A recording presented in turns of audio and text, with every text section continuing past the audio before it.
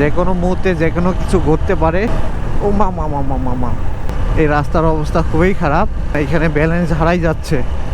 অবস্থান করতেছি ফুলবাড়ি মডেল মসজিদের সামনে। আরে চাচা, hello everyone, welcome back to my new video. I hope আপনারা সকলেই ভালো আছেন। আর এই মুহূর্তে আমি আছি মোহনপুর ব্রিজের উপরে, আর সাইডে দেখতে পাচ্ছেন মোহনপুর আবার ড্যাম। তো আমি বেসিক্যালি যাচ্ছি পার্বতীপুর বড়পুকুরিয়া লেগে। ভাই ব্রাদার্সরা আসতেছে, একসাথেই যাওয়ার কথা ছিল, কিন্তু তারা চিরিবন্দর হয়ে পার্বতীপুরে ঢুকতেছে, আর আমি মোহনপুরের আশেপাশেই ছিলাম, তো সেজন্যই আমি এই রোডটা বেছে নিই। তাদের সাথে দেখা হচ্ছে লেগে। তো গাইস, এই ভিডিওতে শুধু ফুলবাড়ি রাইডের ভিডিওই থাকবে, আর পরবর্তী ভিডিওতে লেকটা ঘুরে আপনাদেরকে দেখাবো। আর দিনাজপুরের যতগুলা রোড আছে বা হাইওয়ে আছে, তার মধ্যে এইটাতে রাইড করে বেশি মজা। সবচেয়ে প্রশস্ত রোড আমার দেখা এটাই। হ্যাঁ, আরেকটা আছে 10 মাইল থেকে রানীবন্দর যাওয়ার রোডটাতে, ওটাতেও রাইড করে অনেক মজা। তো এইটা হলো উচিতপুর বাজার, আর এখানে সাবধানে যাইতে হবে, কারণ অনেক দুর্ঘটনার রেকর্ড আছে।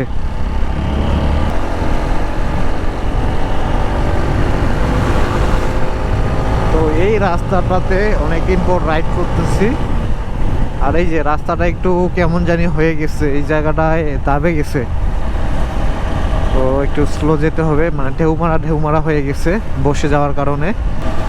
আমবাড়ি বাজার, তো সামনের বাজারটাই আমবাড়ি বাজার। এইখানে অনেক বড় গরুর হাট, ধানের হাট বসে। ও বাজারে তো জ্যাম লাগে গেছে। আমবাড়ি পার হয়ে এই রাস্তাটাতে একটু সাবধান হবেন, কারণ রাস্তাটা বসে গেছে, আর যার কারণে ঢেউ মারা হয়ে গেছে, আর বাইক একটু কাঁপাকাঁপি করতেছে। তো এই রাস্তায় দেখতেছি এক এক বাহন এক এক গতিতে যাচ্ছে, মানে সমতল গতি কারোই নাই। বিশেষ করে ট্রাকগুলো স্লো যাচ্ছে, এবং বাস কার যেগুলো আছে উচ্চ গতিতে যাচ্ছে। এই রাস্তাতে রাইড করে উঁচু নিচুর জন্য মনে হচ্ছে কেউ আমাকে ঠেলতেছে যখন ওই খালগুলাতে পড়তেছি। এই যে বিশেষ করে এই সাইডটাতে রাইড করলে মাঝে মাঝে মনে হচ্ছে যে কেউ আমাকে ঠেলে দিচ্ছে। তো এইখানে ব্যালেন্স ধরে রাখাটা একটু কষ্টকর। আর গাইস, ইতিমধ্যে হয়তো আপনারা খেয়াল করেছেন আমার বাইকে লুকিং গ্লাস লাগানো। আমি হাইওয়েতে রাইড করলে চেষ্টা করি বাইকে লুকিং গ্লাস রাখার, আর নর্মালি সময় গ্রামে যখন রাইড করি লুকিং গ্লাস তেমন একটা প্রয়োজন পড়ে না। এখানে স্পিড নিয়ে যাওয়া যাবে না, যে কোনো মুহূর্তে যে কোনো কিছু ঘটতে পারে। রাস্তা যেহেতু উঁচু নিচু, আর যেহেতু আমার 2 চাকা, সেক্ষেত্রে 4 চাকা হলে অবশ্য খুব একটা সমস্যা হবে না। এই আবার উল্টা আসতেছে, উনি মনে হয় এই দিক দিয়ে উঠলো, সেজন্যই উল্টা যাচ্ছে। এখন যে বাজারটাতে আছি এটা হলো বাড়াই, মানে বাড়াইয়ের হাট এই জায়গার নাম। আর এখানে 2 সাইডে 500 রাস্তা থাকার কারণে যে কোনো মুহূর্তে অন্য গাড়ি হাইওয়েতে উঠে, সেক্ষেত্রে সতর্ক থাকতে হবে গাইস।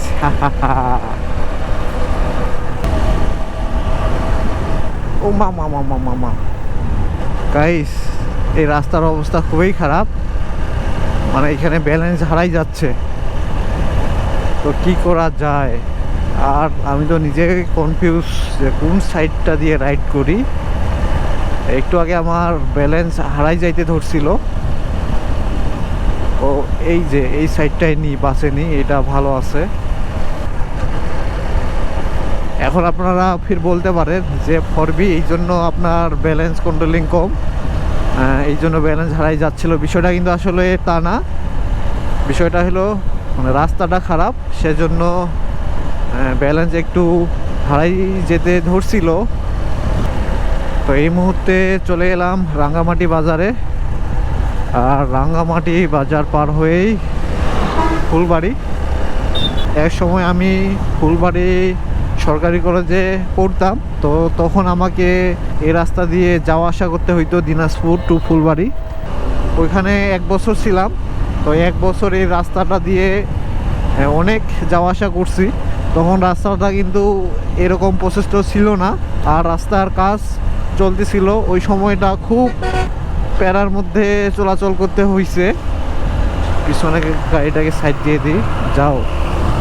তো গাইজ ইতিমধ্যে অবস্থান করতেছি ফুলবাড়ি মডেল মসজিদের সামনে। আর এইখানকার দেখতেছে ভ্যানগুলা হুটহাট করে রাস্তায় উঠে যাচ্ছে।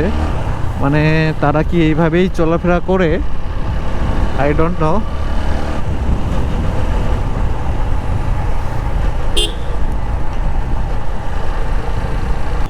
উপজেলা স্বাস্থ্য কমপ্লেক্স। হ্যাঁ, আমরা যখন বাসে করে আসতাম ফুলবাড়িতে, তো এটা কিন্তু খেয়াল করতাম। উপজেলা স্বাস্থ্য কমপ্লেক্স আসলেই সতর্ক হয়ে যাইতাম যে না, সামনে আমাদেরকে নামতে হবে। তো এখন গাড়া ঝাড়া দিয়ে নেই। কলেজের রাস্তা কিন্তু এইটা চলে গেছে কলেজে। আর সামনে হইলো ব্রিজ, তো আমাদেরকে ব্রিজ পার হয়ে নামাই দিত এবং কি আবার আমাদেরকে হাটে আসতে হইতো। আরে চাচা, পাইপ দিয়ে আবার বাড়ি মারবে নাকি না। তো চলে এলাম ফুলবাড়ি ঢাকার মোড়ে। আর আজকের এই ভিডিওটি এখানে শেষ করে দিচ্ছি। আর পরবর্তী লেগের ভিডিও দেখার জন্য আমন্ত্রণ রইল। তো ততক্ষণ আপনারা ভালো থাকবেন, সুস্থ থাকবেন। টাটা।